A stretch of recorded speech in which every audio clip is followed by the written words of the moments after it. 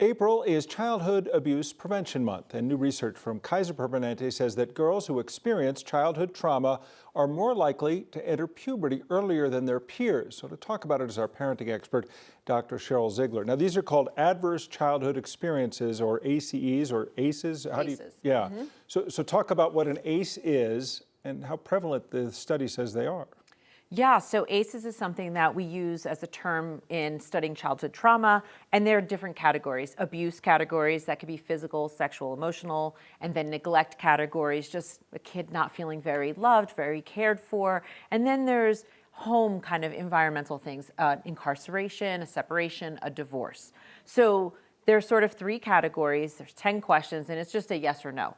So for ACEs, for adverse childhood experiences and above, is where we start to see this earlier puberty get triggered in girls.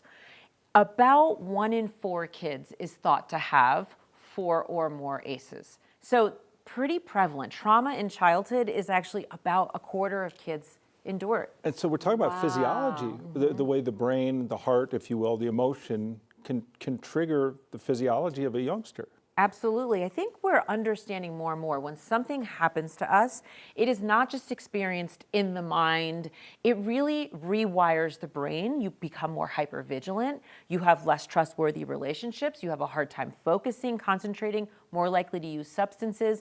And really, tragically, long term, when these kids were followed, it was over 50,000 girls were followed, you have more likelihood for cancer and other adverse health experiences down the road. Wow. So really an overall mind-body health kind of connection with childhood trauma. And we continue to hear more and more about that, and some of it's suppressed, we know too.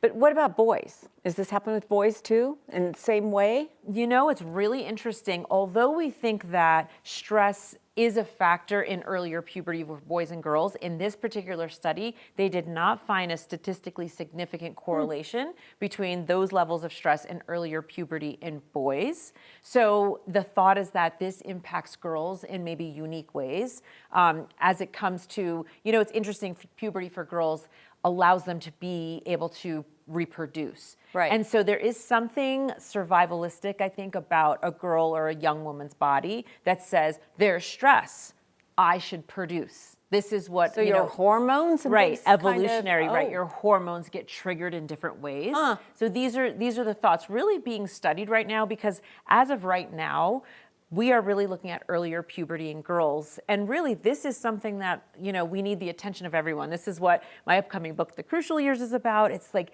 this impact of earlier puberty, we're talking 8, 9, and 10-year-old girls, has a significant impact. So you have recognition of this, which is critical. What do we do about it? Yeah. Like how does this help us, or what can we do to help this so that we minimize it, reduce it, or eradicate it? Well, the first thing we do is we've got to get educated. So people need to understand that providing children with safe environments, with low stress, reducing or eliminating domestic violence, those are the kinds of triggers that kids see. And so if we can create homes that kids feel securely attached, they're safe, they've got food security, housing security, these are the kinds of things that will make a significant difference in their current life and then going into the future. So really a focus on home life and security and safety. I know you've written books before. You mentioned The Crucial Years, and it touches on this. When might we see that? When will it be coming out? 4 weeks from tomorrow, The Crucial Good. Years comes out. So next Come in month. and talk about that. I Yeah. think there's the emotional intelligence aspect too, because girls are different than boys. There's so much emotional maturity that they have in many ways that boys do not at the same age. Because we socialize them differently. Not because they don't have the ability. Interesting. Because we socialize it differently, right? We talk to girls about their feelings more. We don't do that as much with boys. And so we've got to start that conversation as well. We really have some concerns about current boys and how they're functioning. And part of that is we've got to change the socialization to ask them, how do they feel about this? There's some tools, you know. They are crucial years. They are very crucial years, yes. We'll learn more about the book soon. It's always good to see you. Thanks for coming in today, Thanks for Dr. having Cheryl me. Ziegler.